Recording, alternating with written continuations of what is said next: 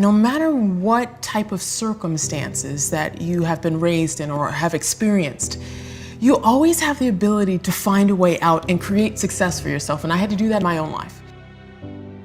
And I'd see all the college students go towards the campus, and I thought to myself, where are they going?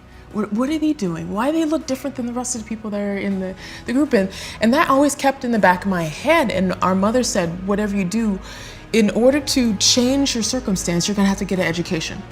And so I kept that in the back of my head. No matter what, I had to educate myself. I had to get a degree.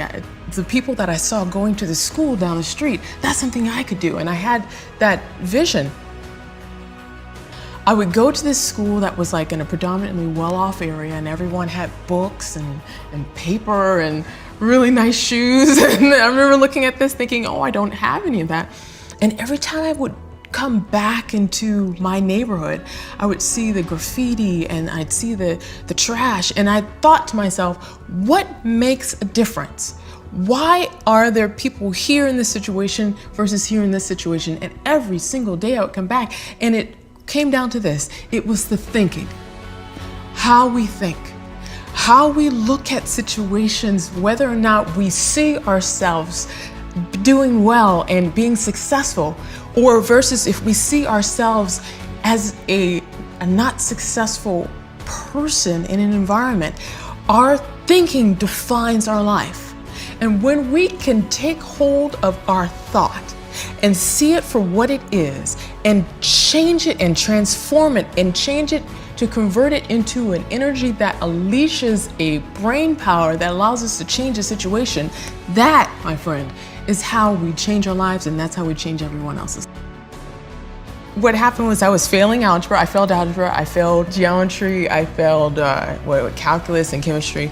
And there was this calculus teacher that said, all right, I'm gonna offer calculus tutoring for anyone who's willing to come to the campus during the winter break. And I thought everyone was gonna go. And I thought everyone was gonna show up. There was only myself. Wow. And I thought to myself, this is such a blessing. And I sat there and I picked his brain. I'm like, how do I look? What does an integral mean? What does the tangent mean? What does the instantaneous rate mean? And these are all words for derivative in calculus. And I got a chance to sit down with them. And that was the first time ever that I realized I was smart. And when I sat with him, it was amazing because I realized what was stopping me was my own fear. It wasn't anything with my educational aspect. It was me thinking I couldn't do well in mathematics. And when I learned to remove that fear and think, I'm gonna do this no matter what's gonna happen. I may fail it, I may not fail it. I'm gonna do well at this, and I'm gonna just see where it goes. I'm gonna put my all into it. We'll find out. And I put my all into it and I failed. But it's something inside of me shifted. I realized, hey, failing wasn't that bad. If I can like spend a little bit more time at it, I can actually do really well at this.